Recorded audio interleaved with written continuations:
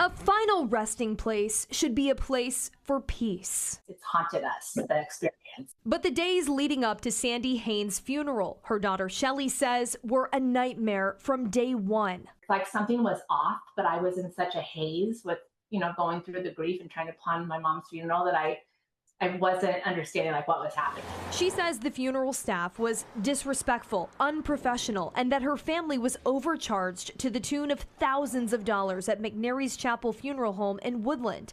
And they're not alone. A lot of false representations in pricing documents and then also overcharging customers. In a civil lawsuit, Yolo County's district attorney's office alleges from 2020 to 2024, McNary's and also Kraft Brothers funeral directors, both owned by a married couple, Paul and Laylene Wiggins, served more than 1,000 customers. And in nearly every transaction, they violated client trust as well as California law, profiting through deceit and unlawful or fraudulent fees more than $500,000.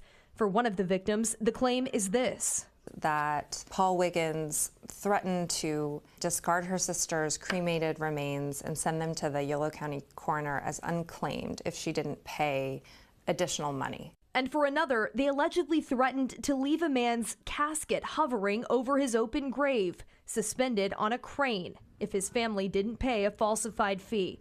On top of it all, Laylene Wiggins sold insurance to customers before they died to pay for their funerals. The lawsuit claims in almost every instance, they disregarded the guarantees she sold and required families to pay out of pocket for expenses their deceased loved ones had paid for in full, allowing defendants to effectively steal from decedents while overcharging their survivors. It's the last place you think that you'd be taken advantage of. A grave reality as Yolo County's district attorney takes the fight for restitution and accountability to court. The businesses are two of only 4 funeral providers in Woodland.